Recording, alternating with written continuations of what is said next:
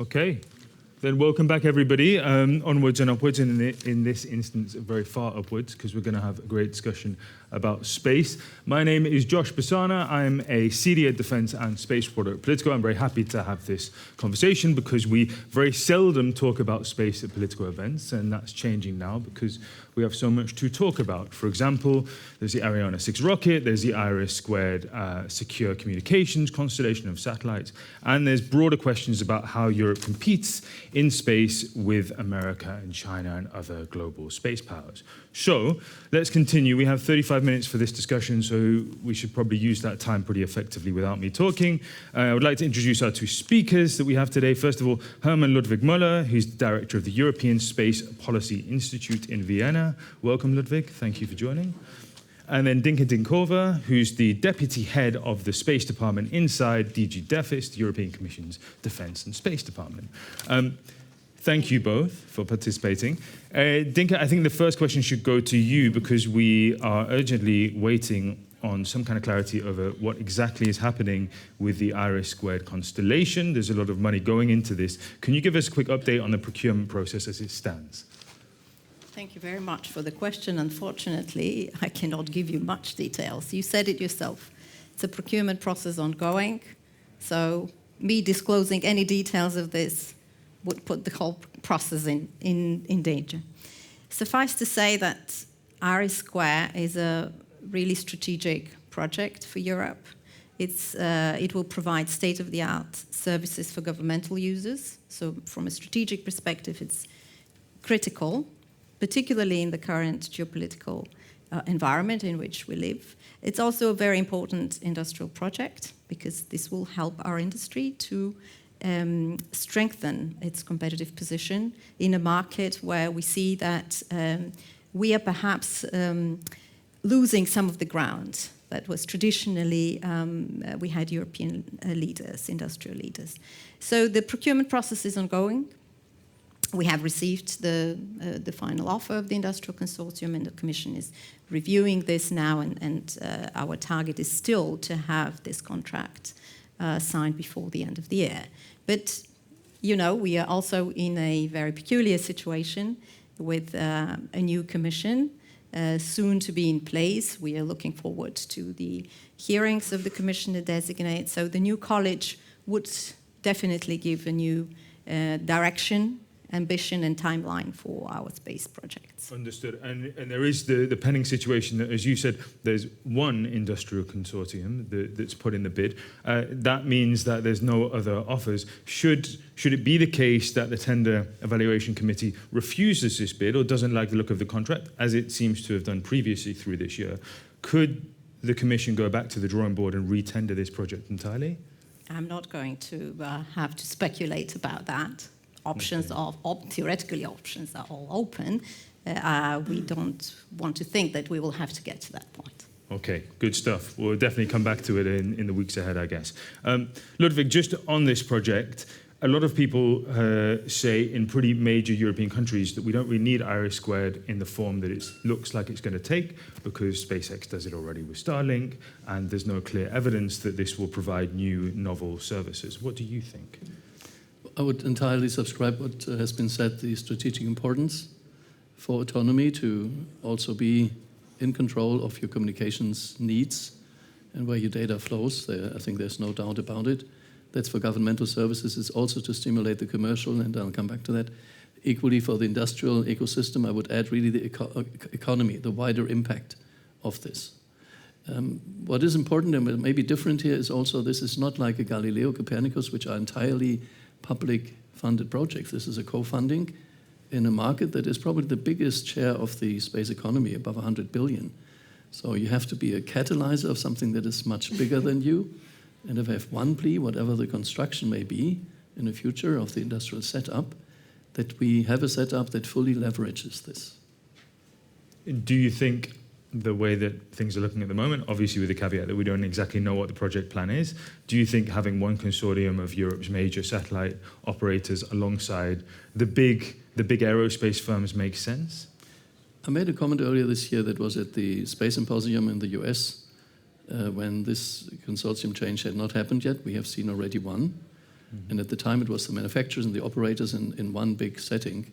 In the meantime, now it's the operators that take the lead, which is absolutely the right move. This is what you do when you go into service procurement and systems like these. So that is a good step. The wider question you had is it the right setup? Well, it's always better to have more than one offer.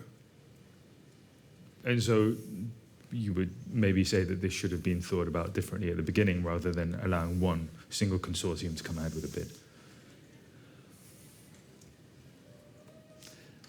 Let's wait for the outcome of the procurement process.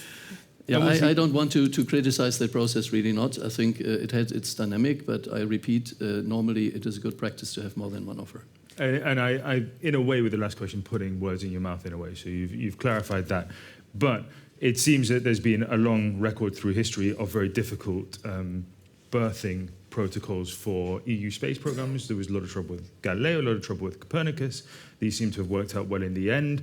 Is this an issue for how the EU gets its space programs off the ground? Is it difficult somehow for Europe to commit to these big initiatives? Dinka, I don't know if you have any broad thoughts on this. I wouldn't say that. We are, about 20 years after Galileo, and the original setup of Galileo is the PPP failed, but the environment and the industry setup is also has also evolved. We have in Europe competitive big companies that have been leaders for years. Now they're facing some challenges on the global markets. Competitiveness, one would say, is eroded a little bit, facing big commercial players from the US. Well, you mentioned it, Starlink, SpaceX in launchers. So we need to shake up our industry. So this is one side of the story, though. On the other side, we have had very dynamic new space ecosystem emerging in Europe in the past few years. And this is a very positive development. I think this is good news for, it can bring competitiveness of our sector in the medium term. It brings more dynamics, more innovation, different ways of doing business. So I think we should look at that as an opportunity also to change the industrial setups, to work more with those younger players. Some of them are emerging as really leaders, innovation leaders globally. So this is a huge potential that we need to tap, also for our big European projects. And on the part of the Commission, at least, we are very much committed to work to support these emerging players. And I think it's good for the industry. This diversity, it adds competition, and it adds dynamism, and it pushes innovation. So, and just on EuroSphere, because we'll definitely move on to this issue of the new space industry, for sure that's a critical dynamic in the coming Commission. On EuroSphere, basically the hope is by the end of the year, all options on the table. That's a fair way to summarize what you... Okay, I have to look back at the tape later to get the exact words. Let's play the same game with the EU space law. This was expected in April. It was on the papers to be launched by the European Commission. It was taken off the agenda at the last minute. Since we've been in a kind of stasis waiting for it, what can you tell us about the development of that and when it will land? Once again, it remains a priority for the Commission. For those of you, and I'm sure those that follow space affairs at the EU level have carefully read the mission letter of the Commissioner Designate for Defence and Space, and you would have seen that the space law is specifically mentioned there. So for us, at the services level, this reads like we go ahead with this important political priority. From DG DEFI's perspective, we have worked hard during the past year. The law in its draft form is more or less ready. We have conducted a lengthy, extensive consultations with member states, with industry. So there is good signs that this law will go ahead quickly. Once it is tabled for us, this may be sometime the first half of next year. But obviously, again, we are looking to get the directions from our political masters. And first things first, we need to have the Commission in place And then the commissioner and the college will decide on the timeline of the law. But on our side, things are ready. We think this is a very critical piece of legislation. Also, in terms of the competitiveness of industry, competitiveness will be at the heart of it. We will try to address three main pillars: safety, resilience, and sustainability of space operations. So we hope that through this law we will give a more coherent, predictable legal environment, which will be good for industry. It will mean one set of rules across 27 member states, so that industry doesn't have to navigate different legal regimes. It will mean a level playing field between EU and non-EU actors that want to operate and offer services on the single market. And it will mean more place for innovation, creating new business opportunities, but perhaps in new market segments, cyber security, in space mobility, things like that. Okay, and so the first half of next year is clear, waiting on direction from the Commission and the President and the new structure of the Commission. But it's also interesting just to hear that, despite the delays and despite the opposition from some member states, the plan is still as it was some time ago to deal with these three pillars. So there's been no dramatic reimagining of what will be done here? Not so far. Okay, thanks. And I would have to slightly disagree with you, because from our discussion, at least, with the member states, we have not seen dramatic disagreements. Everybody agrees on the fact that we need this, that industry need will be good for industry. Now, the details of this is not something that we can prescribe today.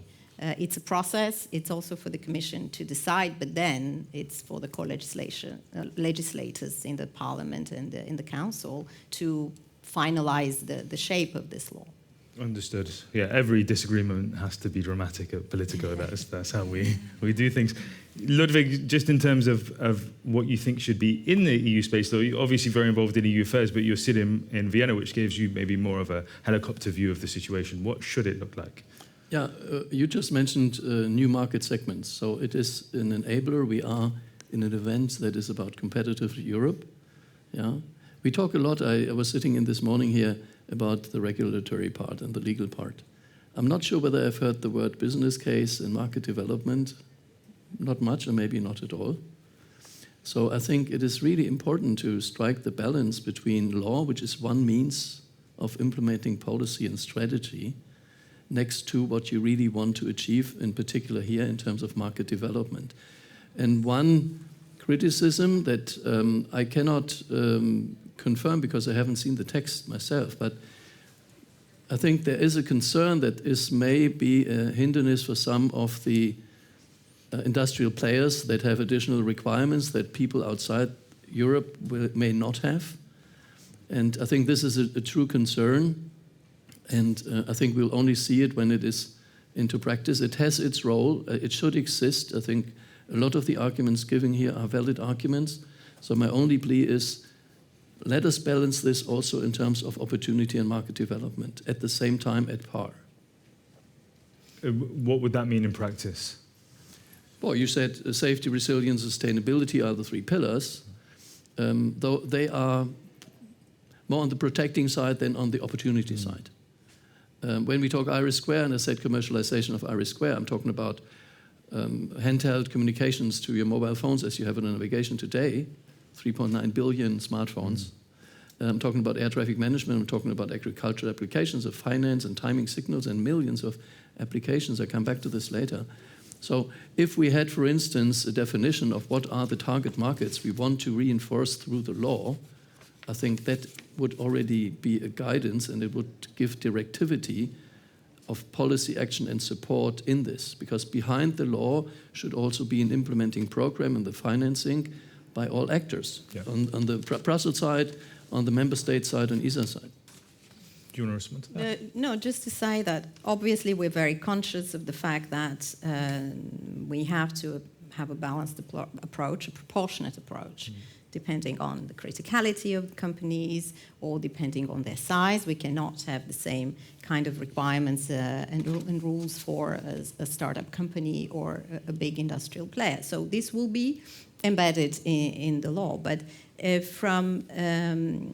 objective of the law is really, first of all, to raise the level of security and cybersecurity protection of our industry, which is important also for the small players.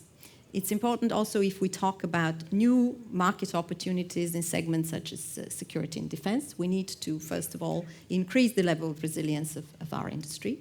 The law will be accompanied by certain supportive measures, additional measures to help industry ramp up their capacity for the implementation of the law. The same would probably apply to public administrations to prepare them for the implementation of the law.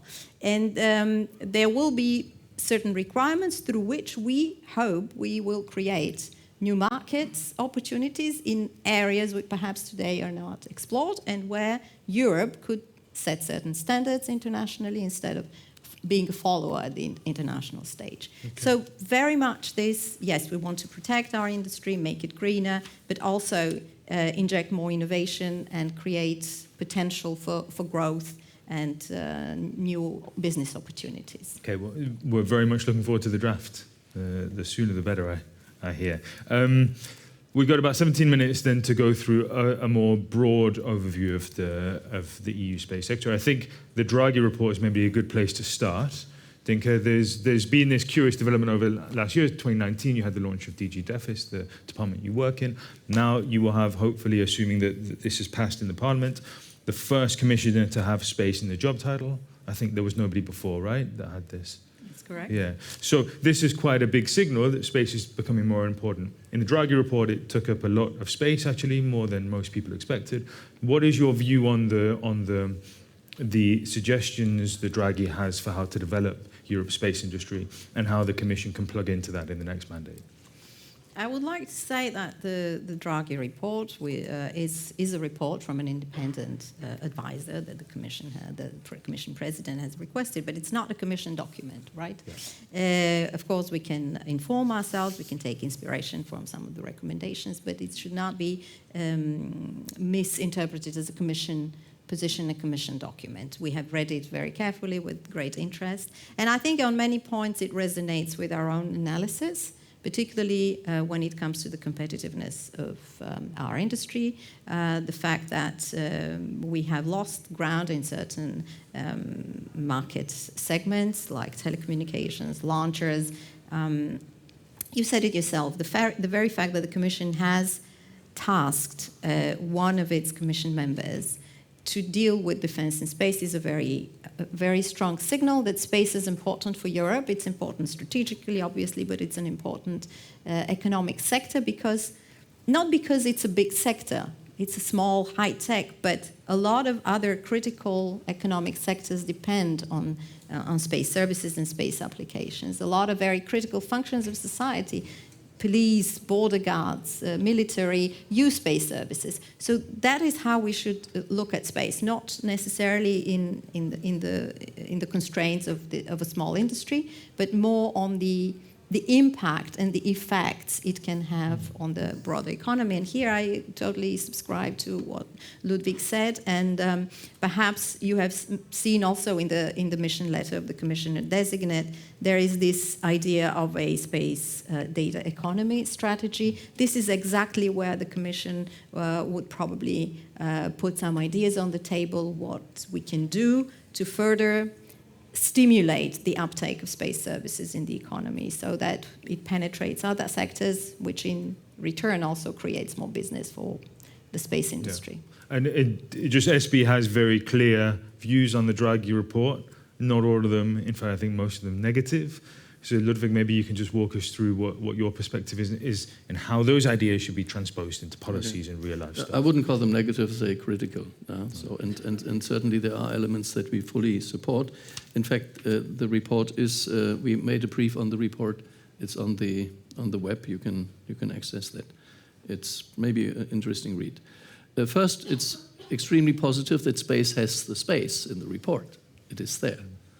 It was only Macron earlier this year that also put space in the top league of AI, semiconductors, batteries, pharmaceuticals. So we are kind of in the top 5 now, and I'm happy that the audience here, which may not all be space experts, are really starting to look at space, as much as space looks towards those sectors, as you mentioned. So in the top 5, the reason why space is there, it's recognized that it's transformative, this is disruptive. It's not about the size of the space economy. We had semiconductors before. You would never have the idea to measure the economic value of the semiconductors by the size of the semiconductors industry. We mentioned that you couldn't get cars with the chips a few years ago. That is the impact, and it's everywhere. And in space, it is not so different. And the Draghi report, in fact, makes 2 references to 2 of our reports on SP, one of which is actually making the case of a multiplier that these transformative sectors have into the wider economy. That is a relatively young art to try and capture this. It was also done before. We had a presentation here this morning. I think this is something really interesting to look at because it really tells you how it affects agriculture and pharmaceuticals and all the sectors, and you gave examples. This is completely underdeveloped in our narrative, and I think it's a big point to look into. And to give you an idea, maybe on the second aspect on this. So conceptually, this is great. It is understood, it is put on the stage. Where it falls short, in our view, is that then you cannot limit this to improvements on Earth observation, in-orbit servicing, and launches. Launches are 2% of the space economy. Those 3 together are less than 10% of the space economy. IRIS² is a different story. That is a big part of the space economy. And I think we should have really a vision when it comes to the implementation beyond a report, beyond a strategy that really takes that step to implement. And then you talk also about scale. And to give you comparison, what Amazon Kuiper invests today in their system, above the 10 billion, and Starlink is not much different. Yeah, this is the size of a framework program on the EU funding on space in total. That is one industry, transatlantic, in one system. And that gives you an idea on the scale, and we also need to scale up. It was mentioned this morning, you have startups, that's good. We have new space, it's great. It's in the developing ecosystem, it is essential. We talked about giants and ecosystem, and that we need both. This is true for space. But the question of scale up and not have people die in the process as they run up the mountain at speed, and also not have them migrate across the ocean to other places. So there's a lot of, the problem description is very good. Yeah, it's to the point. Innovation and transition of the innovation into commercialization. The translation, we think we have a more critical view. I do just want to pick up the launcher point because this has been the focus of a lot of the attention on Europe's space industry over the last year or so with the launch of Ariane 6 and the Vega situation. Dinka, there was previously discussion about the Commission taking a far broader role in aggregating demand for launches and supporting the use of Europe-made launchers and rockets. What is the situation there? And if I can maybe just ask you, put you on the spot, is the absence of Thierry Breton, who had very, very clear views on this and motivation behind this, is his absence from the European Commission, College of Commissioners table, going to mean that we have less talk of work in that area? I don't think so. Look at the Commission's tasks given to Commissioner-designate Kubilius. Independent access to autonomous access to space features in the letter. For the Commission, for our space policies at EU level, securing independent access to space is key. It's key for the healthy deployment of our EU space system, but it's also key for our economy. It's the enabler for our space industry. So we need to maintain our capacity for independent access to space. True, we have lost temporarily this capacity. Now the coming back of Ariane 6 is a good sign. We look forward to the return to flight of Vega by the end of the year. But these are the legacy launchers. The Commission is working together with the European Space Agency, and I would like to really insist on the fact that in this area we work really in collaboration as a joint team along 3 main tasks. The aggregation of demand for institutional launchers, you said it. EU is one of the biggest institutional customers for our launcher industry, but also ESA, EUMETSAT, member states. So this is one path. The other, we are pushing innovation in the sector through supporting game-changing innovations, launcher challenges. We want to prepare the future European launchers. And this is an area where we will continue to push. We would also like to go into more support for the strategic ground infrastructures, test facilities, and launch pads. So this work continues, and I do not expect that a change at the commissioner responsible for this at EU level would completely change course. So I have to, you brought up this point, Inka, so I have to just dwell on it for a second. Of course, the European Space Agency is the other big space actor that isn't in the room today. They, of course, invited, but didn't want to, couldn't put up anybody for the panel discussion, which I think in itself illustrates something about how Brussels and coordination in the space industry works. There are constant accusations that actually the institutions don't work effectively together. You mentioned EU METSAT, which of course actually contracted out one of its major launchers to SpaceX rather than sticking with Ariane 6. I mean, that's not your problem, I know, but this is quite a big illustration of how splintered and fractured these agencies and institutions are, and how they don't always work in the right direction. Is the new Commission an opportunity to try and turn that around a little bit, bring everyone together? I have to disagree with you because the relationship with the European Space Agency is generally very good. There are areas where we have problems more than in others. In launches, I think we are very much aligned on the big objectives and what we want to achieve. But this is not the only area. I work, in my daily work, I work for Cassini, the Space Entrepreneurship Initiative of the Commission, and there we work like a joint team with ESA for the commercialization of space companies. So we should relativize a bit statements like that. It's clear that the Commission needs to work with ESA. We don't have another European Space Agency. We will not have another European Space Agency. The responsibilities are clearly defined in the current regulations. We will see what comes out.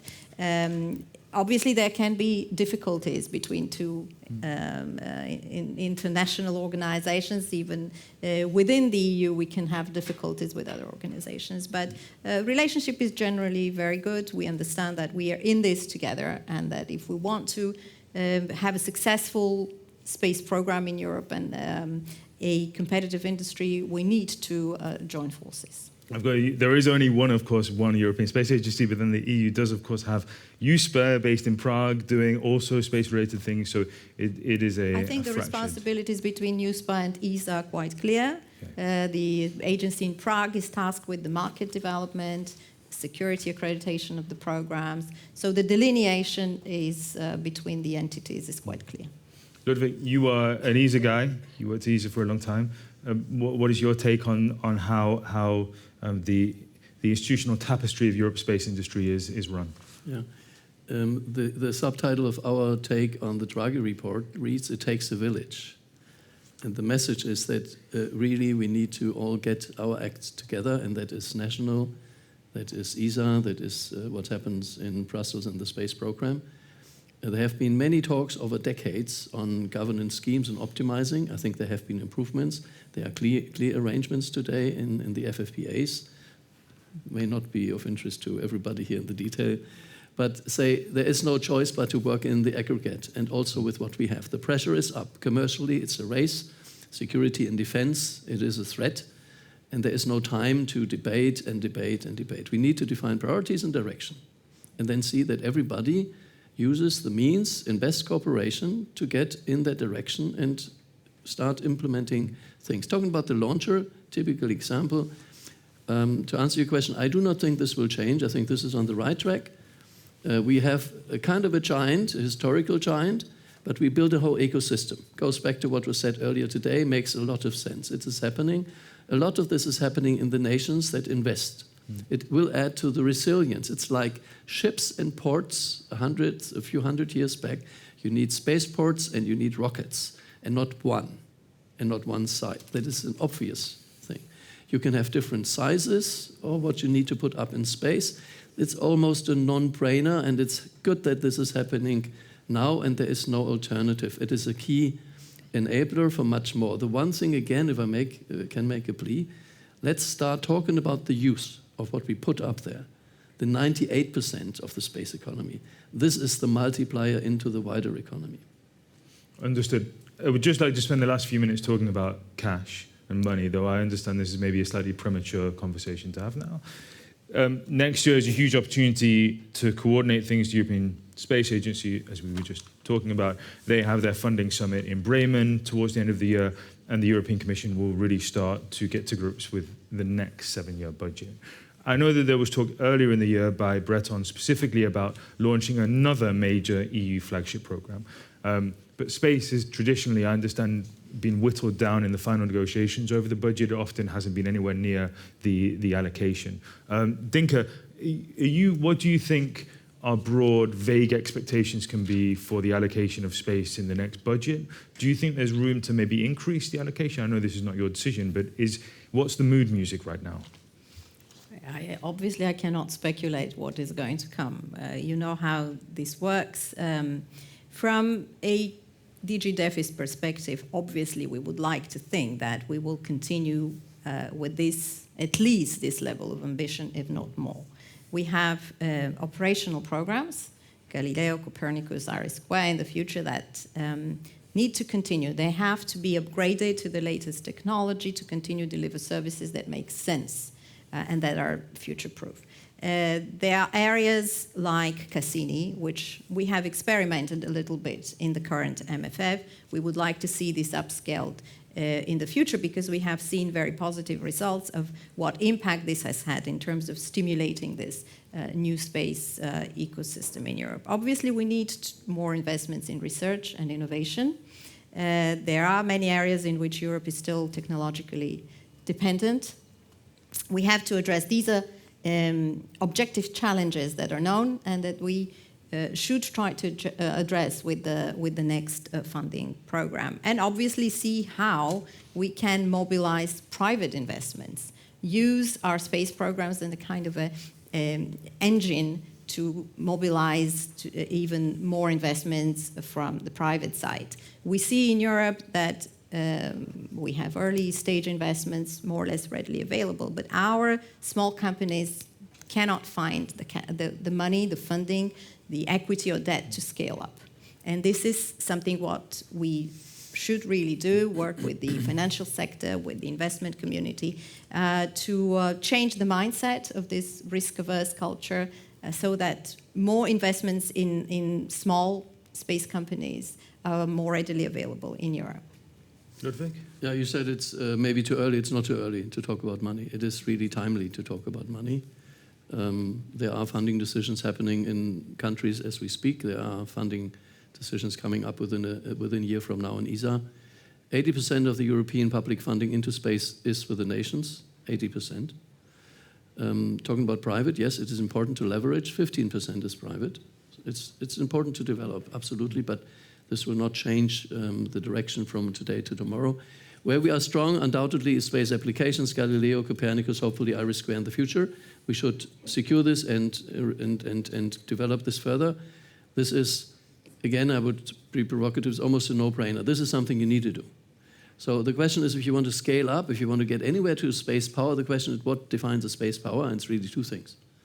It's security and defense and exploration. This is translated into the US case. This is NASA. Everybody knows NASA. The DoD has the same budget. Europe in both is pretty much very, very low. The true question, and that is a question I cannot answer and nobody has an answer, will we be able to make that step up on at least one of the two? Security and defense is today maybe the more pressing need, the urgent one, and the fact that space and defense sit together in the same structure in many ways, also in industry, is maybe an indicator. But this will be the game changer. If there is a game changer, this will be the game changer. And there is a true need to do this. It is an industrial need to also have the capability to have your systems you need. It is also a need for the countries, I'm talking about Eastern Europe in particular, Poland and other places, where it's more evident that you need to be able also to act in space, protect from space. And just on that, I think that we have a framework now with the strategy, European Union Space Strategy for Security and Defense that was adopted last year. We have a framework in which we want to operate. We want to strengthen Europe's strategic posture in space, working together with the member states, invest more in dual-use applications and technologies, protect our space assets, protect our interests in and from space, and really step up the use of space for our common security and defense purposes. This means also more governmental services by the EU space program. Galileo already and IRIS embark certain defense requirements, but we are also reflecting about other governmental services, Earth observation governmental service to complement what exists at national level to really have an impact with the EU, the future EU funding. And if I can just complement one point, also in security and defense, it is key to leverage from commercial dynamics. The US, the Pentagon, and the DoD just published 2 strategies this year that talk about the integration of commercial capabilities. This is integration. This is not just using it every now and then as a complement. And that's about, again, innovation. We talked about innovation. The innovative forces we need, be it in the commercial application of space and be it in the security side, they are the same. The dual-use R&D is really the same machinery. We should also use the actors that have the capability to produce that. Thank you. Okay. I think that's a really great place to end. We pride ourselves on being punctual at Politico, and we're about 2 minutes over our budgeted time. But I think this is a conversation, or multiple conversations, that will continue hopefully under our banner in the future. Thank you, Ludwig. Thank you, Dinka, for the conversation. Yeah, thank you to our audience. And it's just my job now to hand over to our technology and competition editor, Eva Veit, who will finish off today's third day of the summit. Thank you, guys.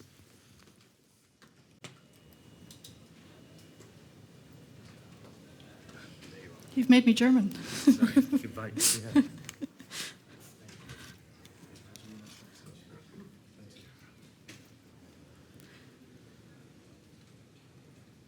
I can start, sorry, I was waiting for a video display, but we don't have one right now. Thank you for spending time with Politico's Competitive Europe Week today and over the past 2 days. It's an exciting time to be speaking about the future, with a new parliament and soon a new commission coming in with fresh ideas, and I hope we gave you some food for thought. Talking of food, we will soon have a lunch for you outside. But I'd also like to thank our partners first for making this summit possible.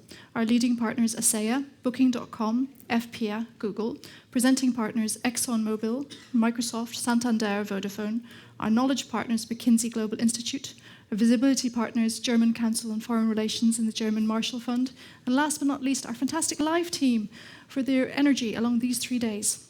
So please go outside and enjoy a lunch, and there's a networking space outside if you'd like to talk to each other. We hope to see you there, and thank you very much for coming. We have lots more events for the end of the year, so please take a look at our website. We've got a healthcare summit in November and a sustainable future week in December, and then next year, plenty more. Thank you very much. Bye-bye.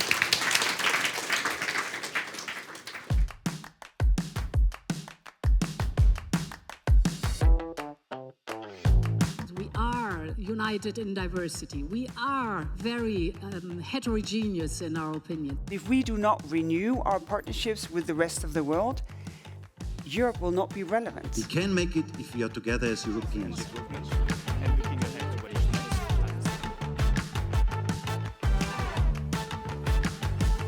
Do you genuinely believe that countries will manage to reach these very ambitious targets?